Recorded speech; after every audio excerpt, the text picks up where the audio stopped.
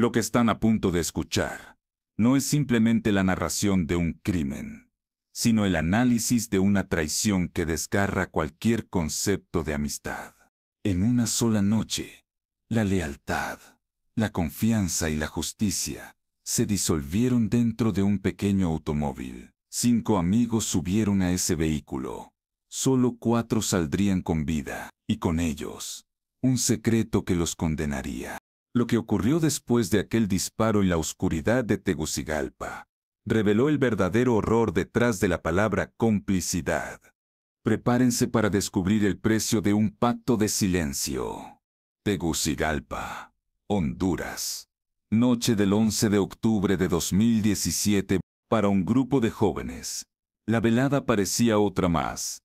Risas, música y la falsa sensación de que nada podía romper su burbuja de juventud y privilegio. Entre ellos estaba Carlos Emilio Collier Núñez, un universitario de 20 años con una vida por delante, estudiante de marketing en la Universidad Tecnológica Centroamericana UNITEC. Era conocido por su carisma y su amor por la música. Para su madre Tatiana Núñez, él representaba el futuro, la esperanza y el orgullo familiar. Aquella noche Carlos compartía con quienes creía sus amigos más cercanos. Carlos Alfredo Alvarenga Romero, apodado Susano, James Alexander O'Connor Márquez, José Carlos Zamora Mejía, Elías Taufik Chain Alvarado y Olga Marina López Ferrufino. Se conocían bien, salían juntos, compartían risas y secretos, pero lo que parecía amistad pronto se convertiría en pesadilla. El grupo se desplazaba en un Suzuki Swift azul, un vehículo que representaba su pequeño mundo cerrado, familiar y cómodo. James O'Connor conducía por las calles iluminadas de la capital. Nadie sabía exactamente hacia dónde iban, pero lo que encontraron fue un destino marcado por la tragedia. Dentro del auto, la conversación comenzó a tensarse. Lo que inició como una charla común, derivó en una discusión acalorada. Nadie imaginó que, en cuestión de minutos, esa conversación terminaría con una vida. La rabia estalló en el reducido espacio del vehículo. Las voces se elevaron, las emociones se desbordaron, y en el clímax de esa tensión, se escuchó un disparo. Un solo proyectil atravesó el aire, y con él, el corazón de Carlos Collier. El silencio que siguió fue más ensordecedor que el sonido del arma.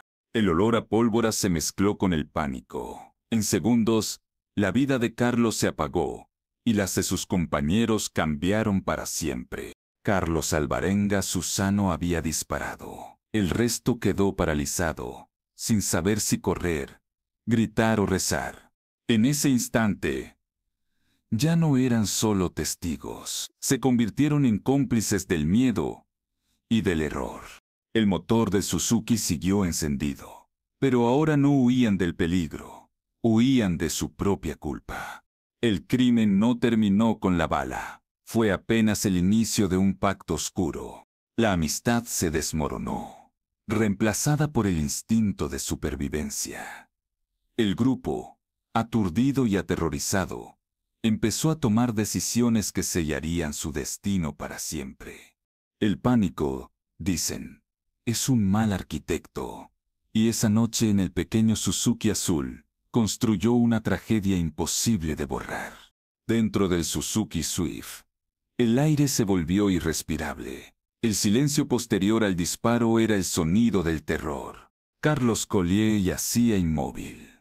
La realidad golpeó a los 5 como una ola helada. No era un sueño. No era un accidente menor. Su amigo estaba muerto.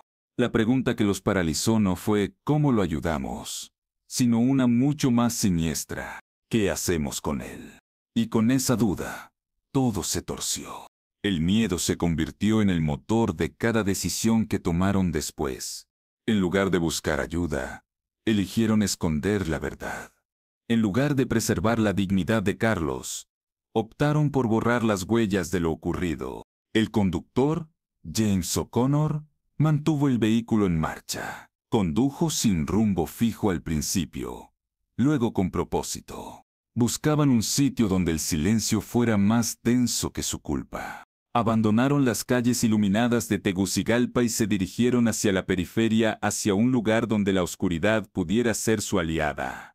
Llegaron a la colonia Loarque, una zona semidespoblada y rodeada de terrenos baldíos. Allí, en un basurero clandestino de la colonia Río Grande, cerca del Instituto International School, dejaron el cuerpo. El Ministerio Público revelaría después que actuaron en conjunto, como si un instinto común los guiara. Sacaron el cuerpo de Carlos Collier y lo depositaron entre la basura. Algunos informes mencionaron que lo envolvieron con sábanas, en un intento inútil de ocultar su crimen. Lo abandonaron ahí, entre desperdicios, como si la vida de su amigo fuese un objeto roto. La amistad que alguna vez los unió había muerto con él. Pero el horror no terminó allí. Aún quedaban pruebas: el arma, el vehículo, la sangre. Con el mismo frío cálculo con el que se deshicieron del cuerpo, ocultaron el arma homicida en otro punto de la ciudad. Luego, condujeron el Suzuki Swift hasta la casa de James O'Connor, el conductor, donde lo guardaron. Creyeron que, dispersando las piezas del crimen, el cuerpo en un sitio, el arma en otro, y el auto en un tercero, podrían romper la cadena de evidencia. Aquello no fue pánico, fue una conspiración. Una secuencia de decisiones tomadas con lucidez, con el único propósito de salvarse a sí mismos. No solo fallaron en auxiliar a su amigo, se convirtieron en los sepultureros de su verdad. Horas más tarde, regresaron a sus casas. El silencio entre ellos era su nuevo lenguaje. Acordaron una versión de los hechos: negar, mentir, fingir que nada había pasado. Un pacto de silencio sellado con miedo. Pero la verdad siempre encuentra un camino. A la mañana siguiente, 12 de octubre de 2017, Menení, trabajadores del área de Río Grande, encontraron un cuerpo entre los desechos. Era un joven. No pertenecía a ese lugar. Vestía bien, tenía el cabello arreglado y su piel mostraba signos de violencia. El hallazgo estremeció a Tegucigalpa. Las autoridades llegaron al sitio, y la noticia se propagó con rapidez. El cuerpo era de Carlos Emilio Collier Núñez. El contraste fue brutal. Un joven de familia respetada, estudiante universitario, hallado en un basurero. La indignación pública fue inmediata. Las redes sociales estallaron con preguntas, con enojo y con una exigencia unánime: justicia. La Fiscalía Especial de Delitos contra la Vida, FED-CIBO, tomó el caso. Sabían que todo el país los observaba. Cada hora contaba. Y la primera pregunta que formularon sería la clave para desentrañar la mentira. Las investigaciones revelaron que los últimos en ver con vida a Carlos Collier fueron sus amigos Susano Alvarenga, James O'Connor, José Zamora, Elías Chaín y Olga López. Los registros telefónicos mostraron que sus celulares se movieron juntos por la escena del crimen, el basurero y la casa donde ocultaron el auto. El Suzuki Swift azul, hallado con sangre y residuos de pólvora, confirmó que Carlos murió dentro del vehículo. La fiscalía presentó pruebas forenses y tecnológicas irrefutables, logrando las detenciones. El caso se convirtió en símbolo nacional, poniendo a prueba la credibilidad del sistema judicial hondureño y la confianza en la justicia. El juicio oral y público comenzó el 19 de noviembre de 2018. Los fiscales presentaron más de 40 pruebas. Sostenían que el crimen no fue un accidente, sino un acto donde todos participaron, ya fuera disparando, impidiendo la huida o encubriendo el hecho. La tesis era clara: un asesinato con cómplices.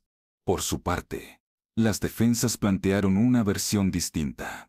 Afirmaban que solo Carlos Alvarenga Susano fue el autor del disparo y que los otros 4 actuaron después, cegados por el pánico. Que su delito en todo caso fue encubrimiento, no complicidad. Y aunque moralmente la línea parecía delgada, legalmente podía marcar la diferencia entre pasar décadas en prisión o solo unos años. El debate fue intenso. Para la fiscalía, los 5 eran responsables. Para la defensa, 4 de ellos eran víctimas del miedo. En medio de todo, la madre de Carlos, Tatiana Núñez, escuchaba cada palabra con el corazón en vilo. Para ella, no había matices. 5 personas estuvieron con su hijo cuando murió, y las 5 lo abandonaron. Ninguna excusa podía devolverle la vida. Finalmente, el 7 de diciembre de 2018, el Tribunal de Sentencia de Tegucigalpa dictó su fallo. El país contuvo la respiración. El veredicto fue dividido. El tribunal declaró a Carlos Alfredo Alvarenga Romero Susano culpable de homicidio simple, al aceptar que fue el autor directo del disparo. Sin embargo, descartó que existiera premeditación, por lo que no fue condenado por asesinato, sino por un delito con una pena menor. Los otros 4, James O'Connor Márquez, José Zamora Mejía, Elías Chaín Alvarado y Olga López Ferrufino, fueron absueltos del delito de complicidad en homicidio, pero condenados por encubrimiento. El tribunal consideró que, aunque no participaron en el momento del disparo, sí actuaron después para ocultar el crimen. El argumento técnico fue que no hubo intención previa de matar, solo la decisión posterior de esconder lo ocurrido. La reacción pública fue de furia. Muchos vieron el fallo como una forma elegante de impunidad. La madre de la víctima, Tatiana, expresó su decepción. ¿Cómo es posible que quienes arrojaron a mi hijo como basura no sean considerados cómplices?, declaró a los medios, entre lágrimas. El país compartía su indignación. El 28 de marzo de 2019, las penas fueron oficializadas. Carlos Alvarenga Susano, 16 años de prisión por homicidio simple. James, José, Elías y Olga, 4 años y 6 meses por encubrimiento. La diferencia entre 16 años y poco más de 4 generó un debate nacional. ¿Era esa justicia o una burla? Las redes se llenaron de comentarios, marchas y peticiones. El caso se transformó en un espejo de un país dividido entre la ley y la moral. La fiscalía y la familia Collier apelaron. Solicitaron que los 4 fueran juzgados como cómplices del homicidio. El proceso escaló hasta la Corte Suprema de Justicia, donde permaneció estancado por casi 2 años. El pueblo esperaba una sentencia ejemplar. La familia, un cierre. El 27 de noviembre de 2020, la Corte Suprema de Honduras ratificó las sentencias del caso Carlos Collier, rechazando todos los recursos.